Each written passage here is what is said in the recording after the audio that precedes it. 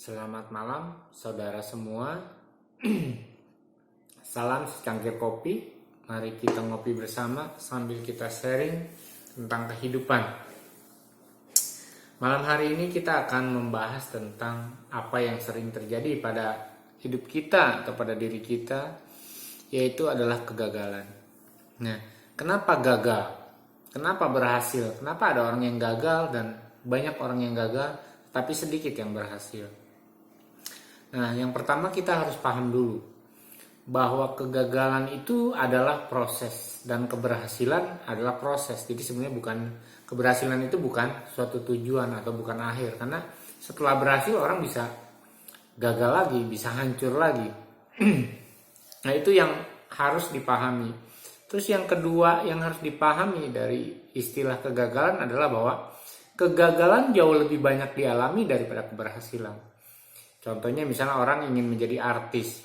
Satu kali dia berhasil menjadi artis dan terkenal, tetapi dia mengalami ratusan puluhan kali kegagalan untuk mencapai satu yang berhasil itu. Misalnya ada Thomas Alva Edison yang menciptakan bohlam lampu. Ketika dia menciptakan bohlam lampu dan berhasil, kan itu hanya satu kali keberhasilannya, tetapi dia mencatat ada ribuan kali kegagalan untuk menciptakan bohlam lampu itu. Nah, jadi itu dulu yang harus kita pahami, bahwa kegagalan adalah hal yang wajar. Ya, kegagalan adalah proses untuk kita berhasil. Ya, kalau di thumbnail saya sengaja membuat thumbnail dengan gambar bayi yang belajar berdiri dan berjalan. Satu hari menurut penelitian, si bayi itu belasan kali jatuh untuk dia bisa berdiri dan berjalan. Dalam rentang waktu dia belajar berjalan sampai dia benar-benar bisa berjalan, itu ratusan kali dia terjatuh. Jadi terjatuh adalah hal yang wajar. Ya, gagal adalah hal yang wajar. Tetapi coba kita belajar dari bayi. Ketika dia jatuh, dia ketawa gitu. Terus kita menyoraki dia, ya ayo kau bangun lagi gitu kan. Nah, sebenarnya kita harus belajar dari bayi. Ketika kita gagal, ketika kita jatuh, tertawa dan menikmati prosesnya gitu kan. Jadi jangan bersedih, jangan bermuram, jangan merasa putus asa, karena lihat aja, kita belajar dari bayi aja. Ketika dia belajar berdiri, jatuh, berdiri dan jatuh, terus malah kita ketawain, dia kayak ikut ketawa gitu kan, dia jatuh malah ketawa. Jadi saya juga belajar, ketika saya gagal dan jatuh saya juga belajar ketawa. Kenapa saya begini gitu kan, kok bodoh amat sih saya, kok begini, kok saya salah sih gitu kan, saya bikin ini salah. Nah, itu sebenarnya proses yang harus dinikmati. Kenapa kegagalan menjadi sangat menakutkan? Karena dia menganggap kegagalan itu sesuatu yang sesuatu yang sangat besar, sesuatu yang finish, sesuatu yang menjadi akhir segalanya. Padahal kegagalan itu cuma proses. Nah, sama seperti balita yang belajar berjalan, dia terus melakukan sampai ratusan kali. Ya, untuk dia bisa berdiri dan berjalan, dan orang-orang di sekeliling balita ini memberikan dia semangat, dan dia bahkan ketika terjatuh dia tidak menangis, dia malah ketawa, dia bangun lagi dengan cara itu sendiri gitu kan, bahkan tanpa dibimbing dia jatuh bangun ya. Nah, inilah yang kita harus pelajari filosofinya, bahwa jatuh dan bangun adalah hal yang wajar, adalah proses, bukan akhir dari segalanya ketika orang jatuh. Terus yang kedua, selain tadi hal fundamentalis, hal penting yang awal, bahwa tidak semua orang jatuh itu sampai titik nol. Tidak semua. Kalau saya beberapa mengalami sampai titik nol, sampai minus lagi gitu kan. Tetapi itu adalah belajar. Kenapa? Pasti ada kesalahan yang kita lakukan, ada kesalahan yang kita buat, kenapa kita sampai terjatuh. Tapi kenapa saya tetap bisa bangkit dan berdiri lagi, bangkit dan berjalan lagi? Karena saya memegang teguh kepada firman Allah, bahwa 7 kali orang benar jatuh, dia akan bisa bangkit lagi. Jadi syaratnya orang benar dulu. Kalau orang yang nggak benar jatuh ya jatuh, nggak bisa bangkit lagi. Jadi pemahaman jatuh dan bangkit lagi, posisi kita, legal standingnya ya, kerennya legal standing, bahwa posisi kitanya itu benar gitu. Jadi kalau ada orang ekonominya jatuh karena dia judi, ya gimana? Itu kan sengaja, kesengajaan dia untuk jatuh atau menyerahkan diri untuk jatuh. Ada orang narkoba, dia jatuh dari kaya menjadi miskin, itu kan kesengajaan. Bukan karena dia berusaha untuk berdiri dan jatuh, berdiri dan jatuh. Itu tapi sesuatu yang semua orang tahu. Kalau Anda berjudi, Anda bakal miskin. Itu kan seperti itu. Jadi posisinya dulu. Kalau kita posisinya benar, kita benar, baru boleh kita share. Tetapi kalau posisinya salah, percuma saudara mendengarkan share malam hari ini. Karena kalau saudara ingin bangkit dari hasil perjudian, jatuh bangun ya nggak lucu, ya kan? Itu di luar konteks apa yang kita sharekan. Nah, jadi jatuh adalah proses. Jatuh akan lebih banyak dialami daripada berhasil. Sama seperti Thomas Alva Edison. Dia satu kali berhasil, tapi dia mencatat ada ribuan kali dia gagal. Nah, hal yang harus kita bijaksana dan pahami adalah setiap orang kalau ingin berhasil, dia belajar di mana dia jatuh, kenapa dia jatuh, ya kan? Harus belajar dan mencatat, ya kan? Mencatat semua kegagalannya itu. Jadi bayi itu ketika dia berdiri jatuh, nah, dia mulai lagi berdiri dengan cara yang lain. Dia pegangan tembok supaya tidak jatuh. Ketika dia pegang tembok, dia meraba tembok sambil berjalan. Terus dia lepas tembok, dia jatuh, dia belajar lagi. Oh, dia harus pegang ini dan pegang itu. Coba lihat, belajar anak balita yang belajar berdiri, ya kan, belajar berjalan, banyak jatuhnya daripada daripada berhasilnya. Tetapi ketika berhasil, ketika bayi ini berjalan berhasil, itu akan terus kan, tidak akan pernah jatuh lagi. Kalaupun akhirnya dia jatuh lagi, mungkin karena tersandung, terantuk batu dan sebagainya, itu hal yang lain kan.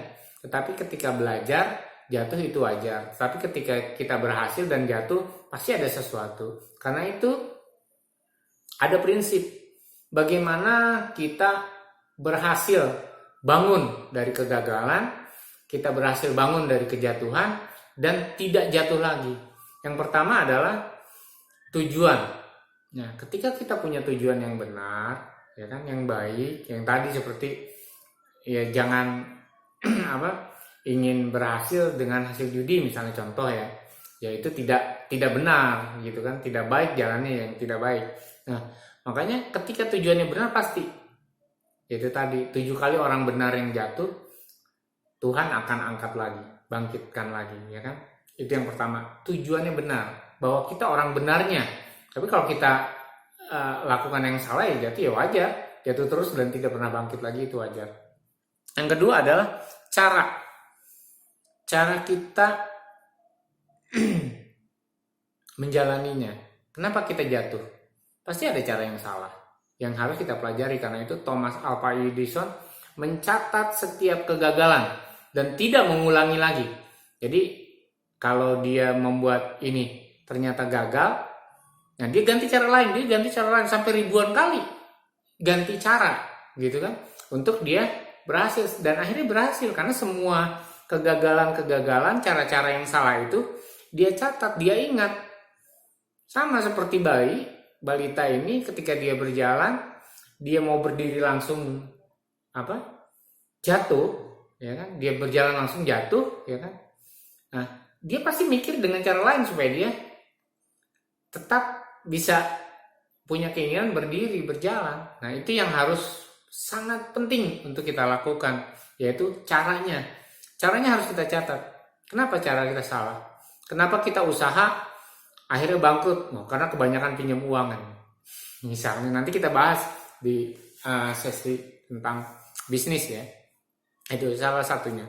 Yang ketiga adalah pengetahuan, hikmat.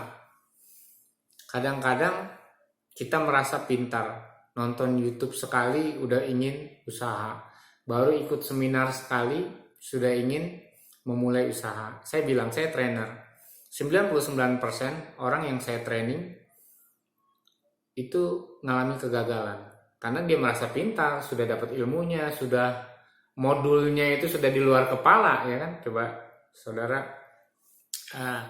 review lagi beberapa materi di channel ini, karena semuanya itu saling berhubungan. Jadi saudara tidak bisa menyimak materi ini tanpa menyimak tujuan hidup, misalnya tanpa menyimak lagi bagaimana bangkit, ya kan, setelah hidup yang hancur, membangkitkan hidup yang hancur, yaitu hal-hal yang saling berkaitan, bagaimana bisa bahagia dan sebagainya, itu saling berkaitan. Jadi saudara kalau nonton channel ini harus semuanya ditonton. Itu egoisnya saya ya, karena semuanya berkaitan gitu loh kan. Untuk menjadi sempurna kan berkaitan, ya kan. Oke, pengetahuan. Kenapa kita perlu pengetahuan?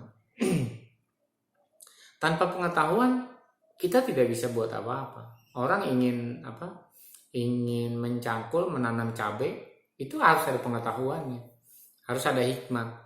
Dan bukan cuma pengetahuan, tetapi juga semua yang berhubungan dengan menanam cabai dari A sampai Z itu harus tahu.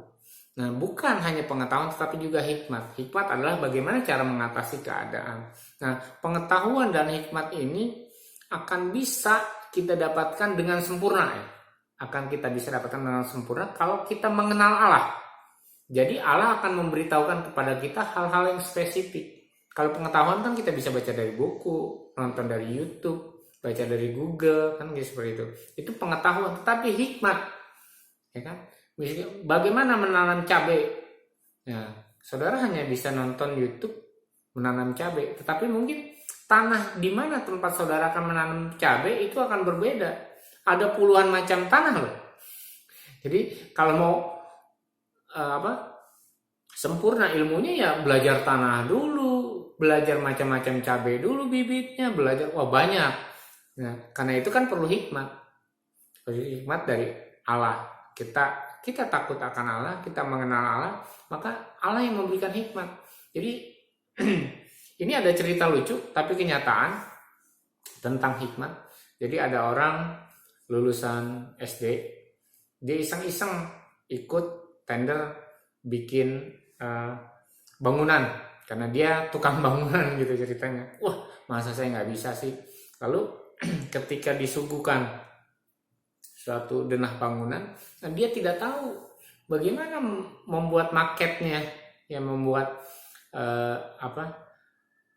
konstruksinya segala macam. Lalu karena dia percaya bahwa Allah itu yang memberi pengetahuan, Allah itu yang memberikan hikmat, maka dia berdoa, dia pegang kertas yang proposalnya itu yang disodorkan kepada dia untuk dia bangun. Dia berdoa, dia minta caranya gimana gitu kan sama Allah. Jadi dia tidak minta cara manusia. Akhirnya apa? Akhirnya dia punya ide, dari situ dia coba dia buat dengan cara yang diwahyukan ibaratnya kan oleh Allah kepada dia. Dan dia berhasil. Dan akhirnya ketika dia satu proyek berhasil, ya membuat gedung, membuat properti. Nah akhirnya dia uang penghasilan itu dipakai modal untuk akhirnya menggaji insinyur. Akhirnya kedepannya sendiri, tapi awalnya lucu gitu loh. Awalnya sangat lucu dan tidak masuk di akal bagaimana dia bisa melakukan itu. Akhirnya ya dari yang berdoa minta hikmat, minta pengetahuan dari Allah itu, dia bisa melakukan dan berani, dan dia akhirnya jadi pengusaha ya. Kalau nggak salah orangnya tinggal di daerah Batam ya. Nah ini kenyataan gitu loh. Kenyataan, jangan remehkan mengenal Allah. Itu saja. Ketika kita meremehkan mengenal Allah, nggak perlu Allah, saya nggak perlu Allah, saya nggak perlu Tuhan, saya bisa. Ya kan saya sudah belajar, saya insinyur, punya ijazah, sertifikat. Nah itu hal yang harus kita singkirkan. Bahwa mengenal Allah adalah permulaan hikmat. Itu kata Nabi Sulaiman. Jadi takut akan Tuhan adalah permulaan pengetahuan. Nah selanjutnya adalah pengelolaan.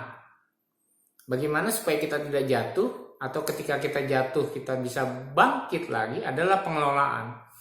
Pengelolaan itu biasanya kita tidak jujur. Nah, rata-rata orang jujur sama orang lain tapi tidak jujur pada diri sendiri.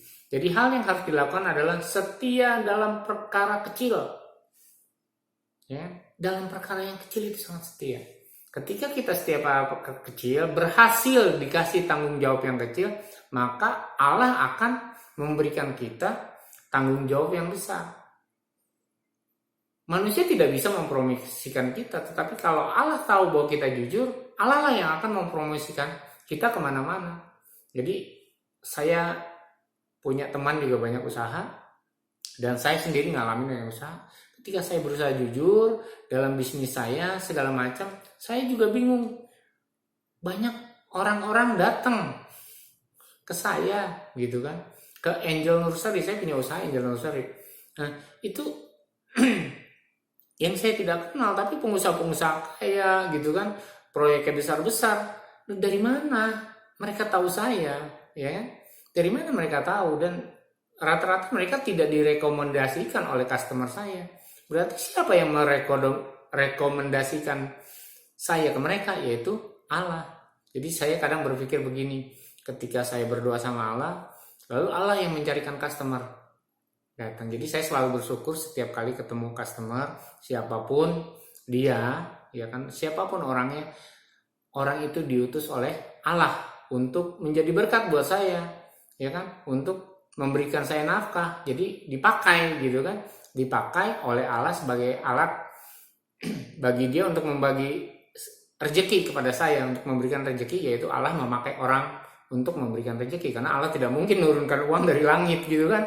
Seperti itu yang harus kita renungkan bersama ya, sambil bercanda nggak apa-apa, tapi apa yang saya katakan ini adalah benar. Allah tidak menurunkan uang gedebuk itu untuk ngasih kita rezeki, tapi dia memakai orang, siapapun orang itu. Karena itu jangan pernah membenci orang, jangan pernah menghina orang, jangan pernah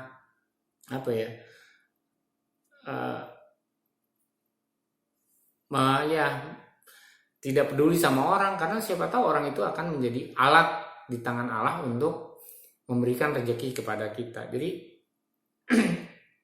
4 hal itu ya, 4 dasar: tujuan, cara, pengetahuan yang dari Allah, dan pengelolaan. Ya, ketika kita setia dalam hal yang kecil, Allah yang merekomendasikan kita ke orang lain. Nah, mengapa ada orang yang berhasil dan terus berhasil, tetapi ada yang orang berhasil dan dia gagal? Nah, biasanya ketika orang berhasil dia menjadi sombong. Nah, ketika dia menjadi sombong, dia lupa bagaimana caranya dulu dia berhasil, bagaimana dulunya dia gagal dan berhasil. Dan kesombongan itulah yang mendatangkan kejatuhan. Orang yang tinggi hati akan direndahkan, tapi orang yang rendah hati akan ditinggikan. Itu kata Allah, ya kan? Jadi kita harus punya prinsip kebenaran, ya kan? Nah, lalu kenapa orang berhasil ya menjadi konglomerat? Ya kan? Orang kaya bertambah kaya karena dia memakai pola yang sama setelah dia berhasil, dan pola itu dia pakai terus. Ya kan? Ketika dia bikin restoran, dia punya pola seperti ini. Wah, berhasil. Ya gagal, ya gagalnya banyak, berhasil dikit. Nah, lalu dia pakai buat usaha lain, sehingga kenapa banyak orang tuh jadi konglomerat? Karena dia sudah punya master plan. Ya, ada master plannya, dia udah punya. Oh, dia dulu gagal ini dan berhasil begini. Lalu dia pakai itu sebagai master plan-nya dia, ya kan? Dan itu sebagai semuanya berpusat ke situ, ke master plan-nya, sehingga master plan itu yang dia pakai untuk membangun apa saja, untuk membuat usaha, untuk membangun kehidupan dia kan, sehingga dia tidak pernah jatuh lagi. Jadi seorang pengusaha yang berhasil, dia juga berhasil membangun rumah tangganya, dia berhasil mendidik anaknya, dia berhasil membangun usahanya. Jadi kegagalan itu dia pelajari. Makanya banyak orang berhasil itu dalam segala bidang. Ya minimal orang itu berhasil mendidik dirinya sendiri. Orang itu berhasil melakukan banyak hal di dalam hidupnya sendiri, maka dia akan berhasil membangun keluarga, dia akan berhasil membangun bisnis, dia akan berhasil mengerjakan apapun. Ya kan ada ayatnya lah gitu kan. Kalau kamu mendengarkan firman Tuhan dengan baik dan merenungkannya siang dan malam, maka apapun yang kamu kerjakan berhasil. Apapun katanya, apapun yang kamu usahakan berhasil. Diberkati kamu di ladang, saya petani. Diberkati kamu di kota, diberkati ketika kamu masuk, ketika kamu keluar, diberkati setiap langkah kakimu, diberkati setiap pekerjaan tanganmu, semua diberkati. Karena sudah tahu, prinsipnya seperti itu. Jadi prinsipnya harus dipegang teguh kalau mau segala kehidupan kita berhasil. Jangan sampai gini, di sisi ini kita berhasil, di sisi lain kita gagal, di sisi ini kita berhasil, di sini gagal. Nah, master plan-nya itu pegang. Tadi ada tujuan, ada cara, ada pengalaman. Itu adalah master plan yang kita akan menemukan sendiri caranya seperti apa. Jadi ini yang kita sharekan malam hari ini, singkat, padat, ya, yang penting mengena, yang penting saudara menyimaknya berulang-ulang atau di-download boleh. Ya, videonya nggak apa-apa, yang penting saudara punya keinginan untuk berhasil. Karena saya sudah berhasil, saya berhasil dalam beberapa bidang. Saya ingin membagikan tip ini supaya saudara juga berhasil, supaya apa yang saya terima dari Tuhan, terima dari Allah, saya bagikan juga kepada saudara. Saya kan terima dari Allahnya, ilmunya cuma-cuma. Jadi saya bagikan juga, saya sharekan dengan cuma-cuma, ya kan, melalui channel ini, supaya apa yang saya bagikan itu menjadi berkat bagi siapapun yang menyimaknya dan memuliakan Allah, akhirnya menemukan tujuan hidup yang bahagia. Terima kasih sudah menyaksikan materi kali ini. Jangan lupa kita ngopi.